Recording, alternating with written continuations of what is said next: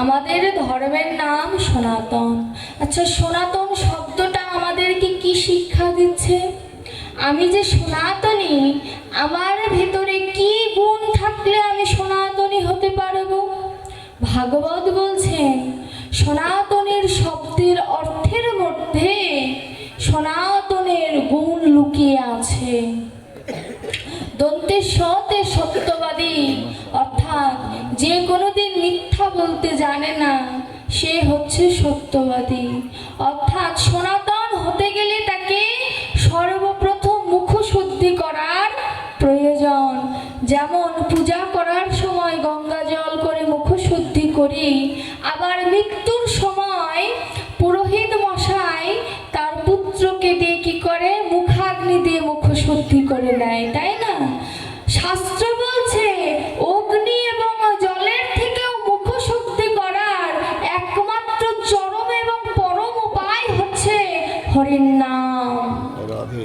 এই নামে সব থেকে দ্রুত মুখশুদ্ধি করা যায়।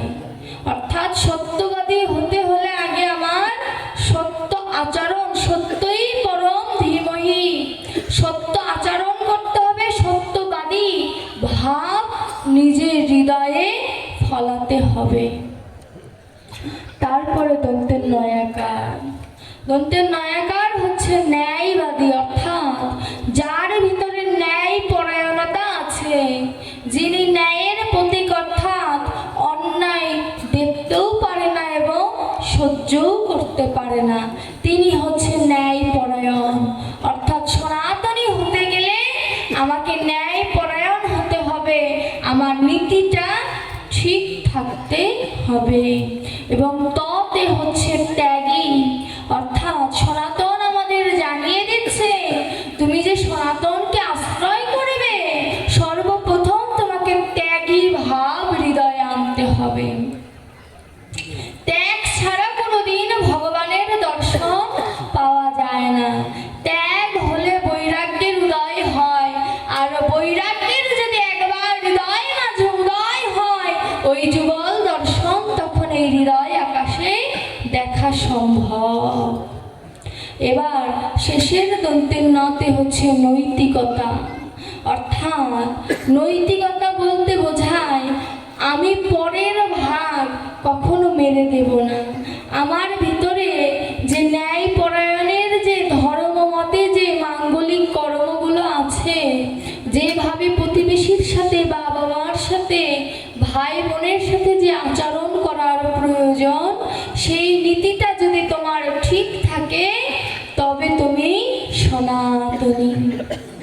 সনাতন বলছে যে তুমি যে সনাতনী বলবে, এই সনাতন শব্দটা তোমাকে মনে করিয়ে দেবে যে তুমি প্রকৃত অর্থে সনাতনী হতে পেরেছো কিনা। হতে পেরেছি? নিজেকে একটু, যেহেতু পরীক্ষিতের আসনে সবাই বসেছি, আমি সবার চরিত্র কেমন জানি না, কিন্তু গোবিন্দ জানে, আর আপনি জানেন আপনি কেমন। একবার প্রশ্ন করে দেখুন তো নিজেকে, যে সত্যিকার অর্থে সনাতনী হতে পেরেছি কিনা। যদি কোনো সাধু, গুরু, বৈষ্ণবের নিকটে যদি কেন ভক্ত বা অভক্ত যদি একবার চরণাশ্রয় করতে পারে, সেই শুদ্ধ গুরু, সেই শুদ্ধ বৈষ্ণব আপনাকে সনাতনের মাহাত্ম্য জানিয়ে দিয়ে আপনার হৃদয় আকাশে গোবিন্দের চরণের ওই ধূলি কণা দান করবেন। হরি বল।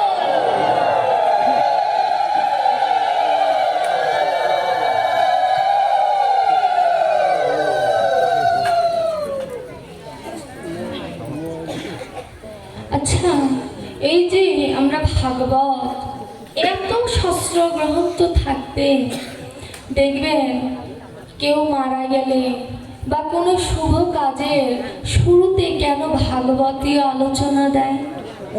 অন্য পুরাণ, মহাভারত, গীতা, কত শাস্ত্র গ্রন্থ আছে। হরি বল। সকলে একটু ধ্যান দিবেন, ধ্যানেই গোবিন্দ মেলে। তো সকল শাস্ত্রগ্রন্থ থাকার পরেও কেন বারে বারে ভাগবত বক্তাকে ডেকে আনে বা ভাগবত গ্রন্থ সবাই শ্রবণ করে? ভাগবত বলছে আমাকে কেন শ্রবণ করে জানো? কারণ আমার মধ্যে এমন ধন নিহিত আছে যা অন্য কোথাও তুমি পাবে না। ভাগবতকে জিজ্ঞাসা যদি করি তোমার ভিতরে কি ধন আছে, বলবে কুতুকি হতবা, অর্থাৎ চুরি করা ধন আমার ভিতরে গচ্ছিত আছে। চুরি করা ধন কি? অর্থাৎ রাধারানীর প্রেম ভাণ্ড থেকে আমার গোবিন্দ যে ধন চুরি করে এনেছে, সেই ধন গৌর এবার নগরে নগরে বলছে একবার কৃষ্ণ কহ, একবার মধুমাখা কৃষ্ণ বলো। এর জন্য ভাগবত বলছে যে ওই চুরি করা ধন আমার ভাগবতের মধ্যে আছে। আমার ভাগবত হচ্ছে রসকল্পতরু। আমার গোবিন্দকে দর্শন করা আর আমার ভাগবতকে দর্শন করা একই বিষয়বস্তু।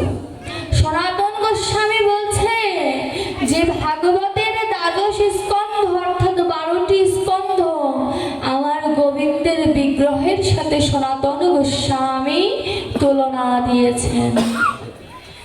বলছে প্রথম এবং দ্বিতীয় স্কন্ধ ভগবানের চরণ, তৃতীয় এবং চতুর্থ স্কন্ধ ভগবানের উরু, পঞ্চম এবং ষষ্ঠ স্কন্ধ ভগবানের পার্শ্বদেশ, সপ্তম এবং অষ্টম স্কন্ধ ভগবানের বাহু, নবম স্কন্ধ ভগবানের হৃদয়, একাদশ স্কন্ধ ভগবানের মস্তক, দ্বাদশ স্কন্ধ ভগবানের কপাল। আচ্ছা বলুন তো কোন স্কন্ধটা বাকি রয়েছে? দশম স্কন্ধ। দশম স্কন্ধটা সনাতন গোস্বামীও যখন বলছে তখন শেষে বলল কেন জানেন? কারণ দ্বাদশ স্কন্ধের মধ্যে দশম স্কন্ধ সর্বাপেক্ষা শ্রেষ্ঠ। কারণ ভগবানের লীলা মাধুর্য দশম স্কন্ধতে সুন্দর করে গচ্ছিত রেখেছে। এর জন্য এই দশম স্কন্ধ বর্তমানে আমার সামনেও আছে। সকল পাঠক বা শ্রোতারা এই দশম স্কন্ধের রস পান করতে চায়। কেন? কারণ নামের যে মহিমা আছে, সেই মহিমা যদি কেউ উপলব্ধি করতে চায় তাহলে সর্বপ্রথম তাকে ভাগবতের এই রস পান করতে হবে। গীতা অধ্যয়ন করার পরে দেহটাকে উপযুক্ত করে তাকে এই ভাগবতের রস পান করে তারপরে ভগবানকে পাওয়ার আশা বাসনা হৃদয়ে আনতে হবে। এত যে নামের মহিমা করি, আচ্ছা নামের মহিমাটা কি? নাম শুনলে আমি যে পাগল হব তার নিশ্চয়তা কি? আর আমি নাম শুনলে আমার যে উদ্ধার হবে তার নিশ্চয়তা কি? এবং আমরা শাস্ত্র গ্রন্থে পেয়েছি নামে মাতোয়ারা হয়ে যায়। আচ্ছা কতটা মাতোয়ারা হলে নামের মহিমা উপলব্ধি করা যায়? 3টি প্রশ্ন শাস্ত্রকার নিজে নিজেকে করছে, না হলে তার কলম ধরতে পারে না। এই উদাহরণ দিলে চৈতন্য চরিতামৃতেতে কাকে দিয়ে? শঙ্কর আচার্য এবং সত্যবতী রমণীর কে দিয়ে। গৌর লীলার সময় গৌর যখন তার সঙ্গদের নিয়ে মধুর কৃষ্ণ নাম করছেন, তো নিয়ম ছিল প্রতিদিন নামের রস পান করার পরে শঙ্করাচার্যের বাড়িতে তারা সেবা পায়। শঙ্করাচার্য কিন্তু অনেক ধনী নন, ভিক্ষা করেন, গ্রামে গ্রামে ভিক্ষা করে যে তন্দুল পায় অর্থাৎ চাউল পায় তা রন্ধন করে গোবিন্দের সেবায় মহাপ্রভু লাগায়, তারপরে সবাই সেবা পান। এতে যেন জীবকে শিক্ষা দিচ্ছে যে আমার গৌর হরি কাঙালের ঠাকুর, তিনি ওই বড় বড় দালান কোঠায় যায় না, তিনি হতদরিদ্র যারা গোবিন্দকে তুলসী পত্রটাও নিবেদন করার সামর্থ্য নেই, তেমন ঘরেই আমার গৌর যায়। একদিন আমার গৌরহরি শঙ্করাচার্য বাবাজির বাড়ির চতুর্দিক দিয়ে কৃষ্ণ নাম করছেন। কৃষ্ণ নাম করছেন আর এদিকে শঙ্করাচার্য তার সহধর্মিনীকে বলছে, বধূ, আজ সারা গ্রাম ভিক্ষা করে আমি এক মুষ্টি তন্দুল পাইনি। আজ আমার গৌরের সেবা দেব কি করে বলতে পারো? বিপদে সহধর্মিনী হচ্ছে বন্ধু। যে সত্যিকার অর্থে সহধর্মিনী হতে পেরেছে সে সর্বদা তার স্বামীর মঙ্গল ছাড়া বিপদ কোনোদিন চাইবে না। তো সহধর্মিনী বলছে, স্বামী তুমি চিন্তা করো না, আমি একটি লাউ গাছ বপন করেছিলাম, সেখানে সুন্দর লাউ ধরেছে। আমি সেই লাউটা কেটে আমি রন্ধন করব, গৌরের সেবা থেকে তুমি বঞ্চিত হবে না। এবার সহধর্মিনী সত্যবতী লাউটা গাছের থেকে কেটে ধারালো অস্ত্র অর্থাৎ বটি সামনে রেখে লাউটা রেখেছে। এবার তার ঘরে একটি ছোট্ট পুত্র সন্তান ছিল, পুত্রটির নাম হচ্ছে গোপাল। ইহজগতে আমরা সন্তানের নাম কত রকমের রাখি। শাস্ত্র বলছে নাম নামের মতো রাখো যাতে স্বয়ং নামই চলে আসে। নামাভাষায় মুক্তি লাভ হয়েছে না অজামিলের, বলছে নাম নামের মতো রাখো। কেন? মৃত্যুকালে যদি তোমার সন্তানের নাম এমন কিছু রাখো যে নাম রাখলে স্বয়ং বৈকুণ্ঠ থেকে নারায়ণ চলে আসবে, এমন নাম তুমি রাখো। তো আমার শঙ্কর বাবাজি তার ছোট্ট ছেলের নাম রেখেছে গোপাল। ছোট্ট শিশু হামাগুড়ি দেয়, হাঁটতেও পারে না। তো এই শিশুর দুগ্ধ বই তার কিছু জানে না, মায়ের স্তন ছাড়া ওই ছোট্ট শিশুর আর কোনো খাদ্য নেই। তো কি করেছে, ওই শিশু ঘুম থেকে উঠে তার মায়ের কাছে হামাগুড়ি দিতে দিতে যাচ্ছে। দেখবেন ইহজগতেও সন্তানরা ঘুম থেকে উঠলে ছোট শিশুরা মায়ের দুগ্ধ পান করার বায়না ধরে। তো এই গোপাল সোনাও কি করছে, সত্যবতীর কাছে যে বায়না ধরেছে দুগ্ধ পান করবে। এবার বাম হস্তে পুত্রের মাথাটা রেখে দুগ্ধ পান করাচ্ছে, আর সামনে যে বটি ছিল বটির পাশে ছিল লাউ। লাউয়ের প্রথম যেখানে ডাটা মতো থাকে ওটা কেটে নিতে হয় না, প্রথমে ওটা কেটেছে। কৃষ্ণ নামে এতটা তার প্রেমে বিগলিত হয়ে গিয়েছে যে কখন লাউয়ের পরিবর্তে নিজের সন্তানটাকে লাউ ভেবে হাতে ধরেছে বাবা বলতে পারে না। এতটা কৃষ্ণ নামের ভাবাবেগে ডুবে পড়েছে, নয়ন ধারায় বিগলিত হয়ে যাচ্ছে, নয়নে কিছু স্পষ্ট দেখছে না। এমন অবস্থায় নিজের সন্তানকে লাউ ভেবে যখন বটিতে কেটে ফেলেছে বাবা, মা তো আর বুঝতে পারেনি যে কৃষ্ণ নামে এতটা সে মাতোয়ারা হয়ে গিয়েছে যে কখন সন্তানকে কোলে নিয়েছে মা বলতে পারে না। মাথাটা কাটার পরে লাউ যেমন 4-5 টুকরো করে না, তেমন সন্তানের মাথাটা কৃষ্ণ নামের ভাবাবেগে ডুবে যাচ্ছে, আর ওই মাথাটা 4-5 খণ্ড করে থালায় রেখে দিয়েছে। মহাপ্রভু তো অন্তর্যামী, মহাপ্রভু হৃদয়টা কেঁদে উঠেছে যে কি করলো সত্যবতী, এ নামের এত মাধুর্য যে নিজের সন্তানকে কেটে ফেললো তবু টের পেল না। ইহ জগতেও তো আমরা মায়েরা আছি, পারবো, এমন হবে, আমাদের দ্বারা হবে এমন। সত্যাবতী কৃষ্ণ নামের ভাবাবেগে ডুবে আছে, এদিকে শঙ্করাচার্য যখন স্নান করে এসেছে এসে দেখে সম্পূর্ণ ঘর রক্তাক্ত। চিন্তা করছে যে এত রক্ত কোথা থেকে এলো, কোনো দুর্ঘটনা ঘটেছে কি আমার বাড়িতে?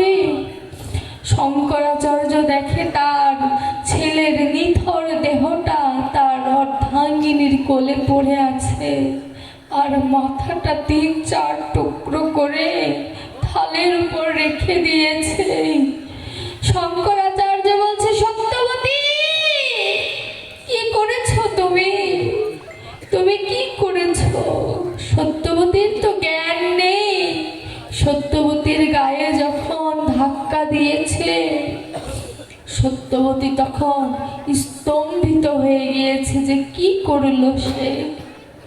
সত্যবতী দুয়ারে হামাগুড়ি দিয়ে বলছে, প্রভু তোমার নাম যে আজ আমায় কলঙ্কিনী করে দিল, তোমার নাম যে আমায় কলঙ্কিনী করে দিল। আমি নিজের হাতে নিজের ছোট্ট শিশুকে মেরে ফেলেছি প্রভু। এ যে মা জাতির কলঙ্ক হয়ে যাবে, তুমি এমন পরীক্ষা আমায় নিও না দয়াময়, তুমি রক্ষা করো। দেখবেন কোন সদাচারী বৈষ্ণব বা ভক্ত যদি বিপদে পড়ে, সবার প্রথমে গোবিন্দকে বলে তুমি রক্ষা করো, কারণ রক্ষাকর্তা তিনি, আমরা তো উপলক্ষ মাত্র। ভগবানই সকলকে রক্ষা করে, কারুর ক্ষমতা নেই রক্ষা করার। তিনি যদি রক্ষা না করেন, সত্যবতী তার নিথর সন্তানের দেহটা হাতে নিয়ে নয়ন জলে ভেসে বলছে যে আমি কি অন্যায় করলাম। আর শঙ্করাচার্য সত্যবতীকে বলছে, তুমি কেঁদো না, কেঁদো না। তুমি কেন কাঁদবো না? কেন কাঁদবো না? এমন একটি কর্ম করেছি, আমি কাঁদবো না? বলছে তুমি কেঁদো না। যদি আমার গৌর হরি জানে যে আমার ঘরে অসুচ পড়েছে, আমার গৌর হরি আমার ঘরে সেবা নেবে না, আমি সেবাবাদী অপরাধী হয়ে যাব। তুমি কেঁদো না, আমি দেহ ত্যাগ করব। তুমি যদি নয়ন জলে ভেসে যাও, আমি দেহ ত্যাগ করব, তুমি কেঁদো না। তখন মায়ের তার কিছু করার নেই, মা আমার স্তব্ধ হয়ে রইলেন। গৌর হরি ঘরে ঢুকেছে, ঢুকে তো বুঝতে পেরেছে মায়ের মুখটা মলিন হয়ে গিয়েছে। জিজ্ঞাসা করছে সত্যবতী মাকে, মা তোমার কিছু হয়েছে? সত্যবতী মা কিছু বলে না। কেন? স্বামী তাকে আদেশ করেছে তুমি কিছু বলবে না। আবার গৌর হরি বলছে, মা তোমার কিছু হয়েছে? সত্যবতী তখনও বলে, আমার মা ডাকবে যে ধন, সেই ধনটা আমার কাছে আর নেই, আমি নিজে হাতে হত্যা করে দিয়েছি প্রভু। আমার গৌর হরির নয়নে জল চলে এসেছে, আর সে নিজের ভিতরের যে কপটতা, অর্থাৎ ভক্তকে পরীক্ষা করার যে কপটতা, সেটা আর লুকিয়ে রাখতে পারলেন না। আমার গৌর হরি বলছে, মা তুমি কাঁদছো কেন? কি হয়েছে আমায় খুলে বলো। তিনি কিন্তু জানে, তবু ভক্তকে বলছে তুমি আমায় খুলে বলো, কারণ না হলে তো ভক্তের প্রেমটা সে আস্বাদন করতে পারবে না। সত্যবতী বলছে, প্রভু জানো, তুমি যখন আমার বাড়ির চতুর্দিকে কৃষ্ণ নাম করছিলে, ওই কৃষ্ণ নাম শুনে শুনে আমি নয়ন জলে ভেসে ভেসে বলছিলাম যে হে কৃষ্ণ, কবে আমার ওই প্রেম ধন জাগৃত হবে? হে দয়াময়, কবে তুমি আমায় উদ্ধার করবে?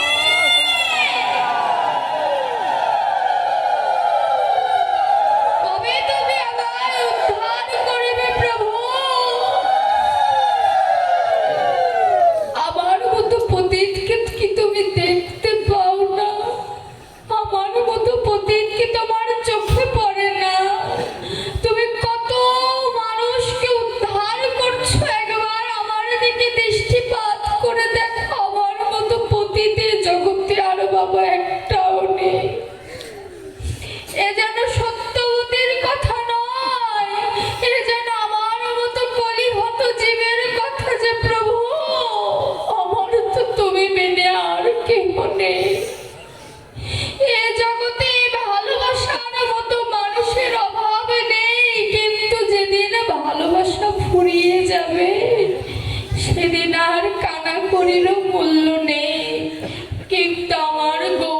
গোবিন্দকে যদি কোনো মা সন্তান রূপে ভালোবাসে, আমার গৌর হরি তাকে কোনোদিন ফেলে যাবে না।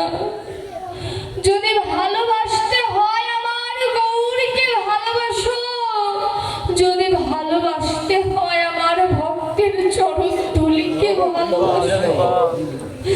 এই চরণ ধুলির কাদাল আমার গৌর গোবিন্দ ছিল। এই চরণ ধুলির এমন মূল্য যে কোনো ভক্ত যদি এই চরণ ধুলির দ্বারা অভিষেক করতে পারে, ভগবান সেই ভক্তের চরণ ধুলি দ্বারা অভিষেক করে। এই ভক্তের চরণ ধুলির এমনই মূল্য। হরি বল। আমার সত্যবতী বলছে, প্রভু আমি কৃষ্ণ নামে মাতোয়ারা হয়ে কখন সন্তানকে কেটে ফেলেছি আমি বলতে পারবো না। আমার গৌর হরি বলছে, মা আমিও তো কৃষ্ণ নাম করি, কই আমার তো এমন আবেগ আসে না। মা তোমার চরণ দুটো আমার বক্ষে দাও, আমার তো তোমার মতো কৃষ্ণ ভাবাবেগ উদয় হয় না। কতটা কৃষ্ণ প্রেম থাকলে তুমি নিজের সন্তানকে হত্যা করে ফেলেছো, আমার তো হয় না। গৌর হরি বলছে, আমার তো হয় না। দেখো একবার যদি কেউ কৃষ্ণ নামে ডুবতে পারে, গৌর হরি তাকে আপন করে নেয়, তাকে নিজের করে নেয়।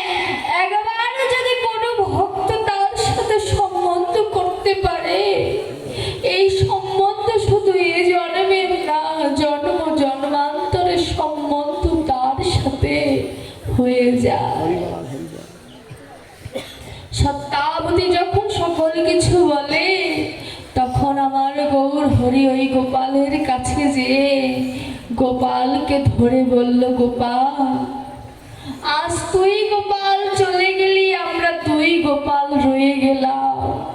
অর্থাৎ নিতাই আর গৌর, তুই গোপাল চলে গেলি, আমরা তুই গোপাল রয়ে গেলাম।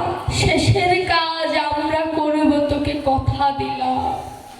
দেখুন এই প্রমাণগুলো গৌরচন্দ্রিকার অপূর্ব মাধুর্য, এই প্রমাণগুলো জানিয়ে দেয় কেন শ্রীবাসের সন্তানও তো মরে গিয়েছিল। শ্রীবাসের শেষ কৃতকার্য গৌর আর নিতাই করেছিল কিনা?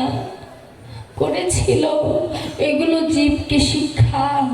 আমরা অনেক সময় আক্ষেপ করি যে আমার পুত্র নাই, আমার শেষের কাজ কি করবে। আমার গৌর বলছে, গৌর মৃদু হেসে বলছে যে তুমি আক্ষেপ করতে পারলে যে তোমার সন্তান নেই, কই একবার তো বললে না আমার সন্তান আছে, ওই গৌর আমার সন্তান। এই কথা যদি তোমার মুখ দিয়ে আসে, আমি গৌর সাক্ষী দিয়ে গেলাম যে আমি নিজে এসে তোমার বৈতরণীর ঘাট তো পার করবই, ওই শ্মশান ঘাটের কাজও আমি করে যাব। এমন বান্ধব পাবে।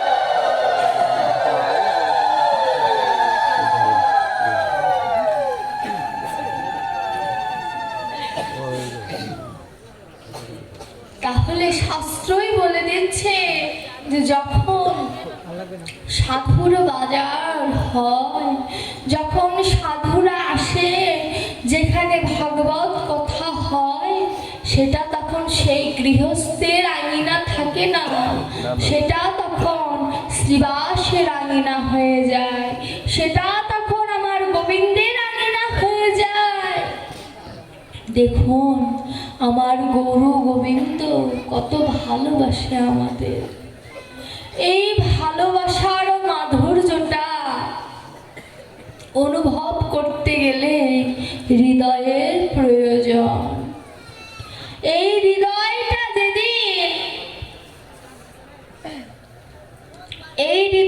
যেদিন আমার গোবিন্দের চরণে সমর্পণ করতে পারব,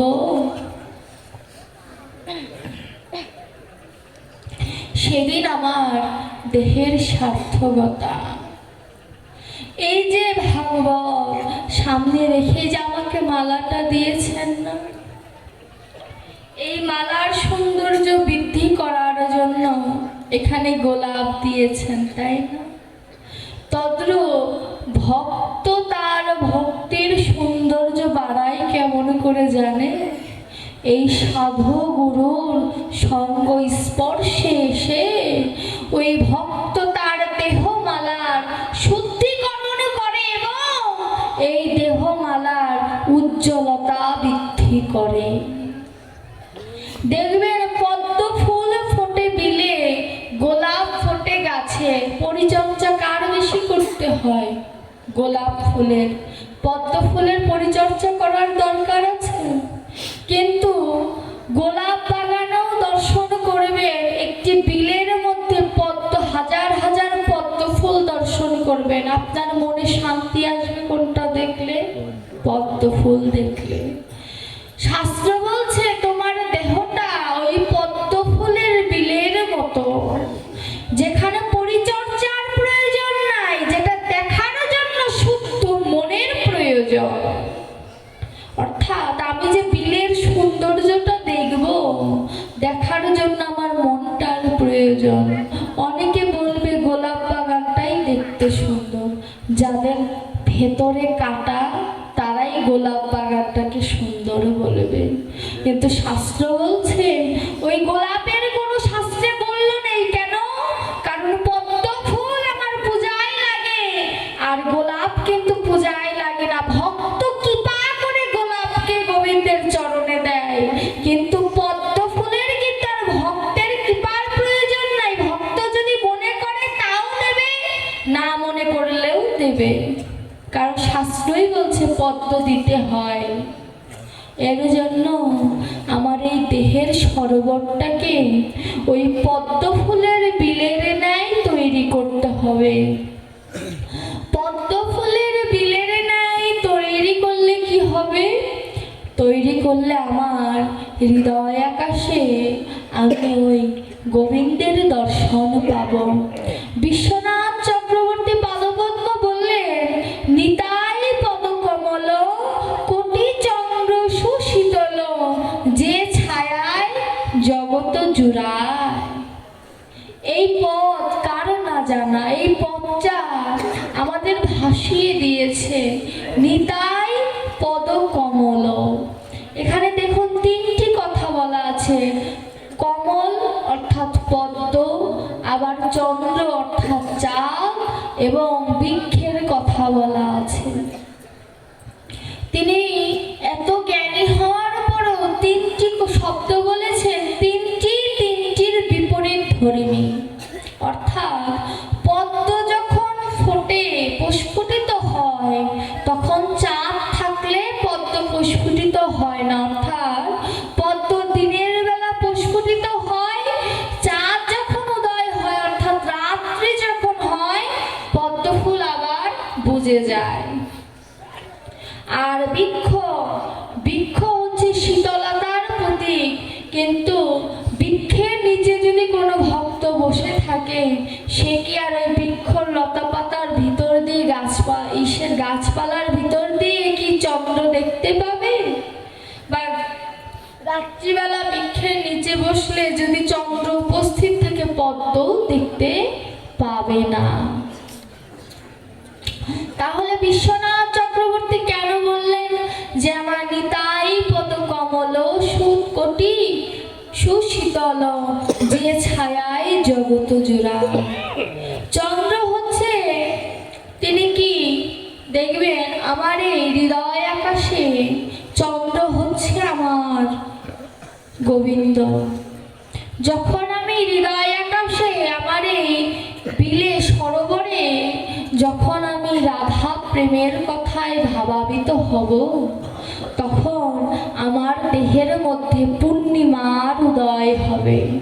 ইহ জগতের চন্দ্রের কলঙ্ক আছে, কলায় কলায় বেড়ে যায়, কলায় কলায় ঘেটে যায়, কিন্তু শাস্ত্র বলছেন যে কেউ যদি একবার রাধারানীর প্রেম তরঙ্গে যদি একবার এই বিলটা এই সরোবরটা যদি ভাসিয়ে দিতে পারে, তাহলে ওই গৌর চন্দ্র কোনোদিন কমেও না, বরঞ্চ দিনে দিনে তার উজ্জ্বলতা বৃদ্ধি পায়।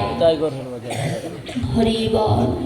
এবং পদ্ম ফুলটা হচ্ছে ভক্তি নামক ফুল, অর্থাৎ প্রেম দ্বারা যখন আমি আমার সরোবরে ঢেউয়ের সৃষ্টি করব রাধারানীর দ্বারা, তখন আমার ভগবান আশীর্বাদ করে পদ্ম ফুলের সৃষ্টি করবেন।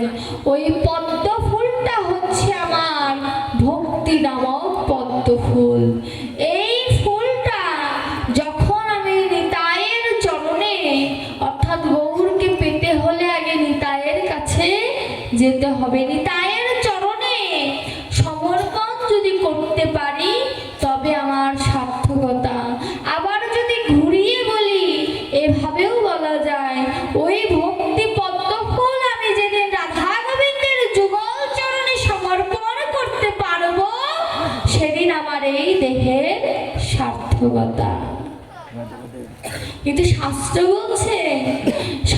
বলছে যে পদ্ম ফুলটা যে হয়েছে ওখানে আবার কৃষ্ণ নামের একটি ভ্রমরও আছে।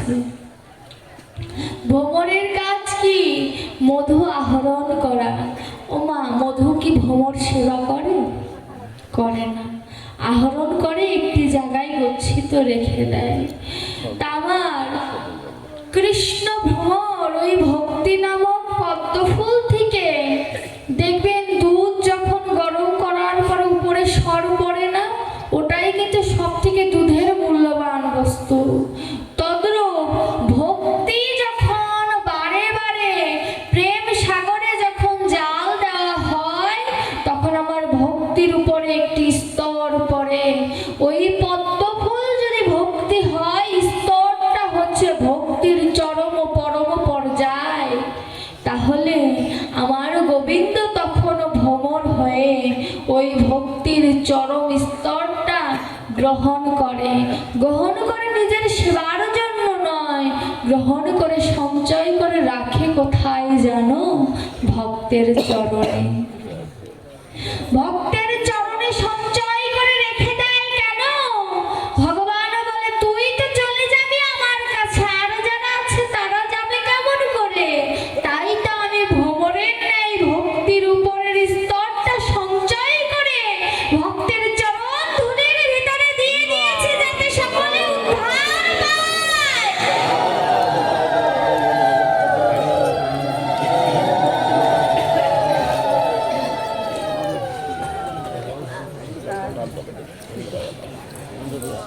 দেখুন ভগবান কত ভালোবাসে তার ভক্তকে।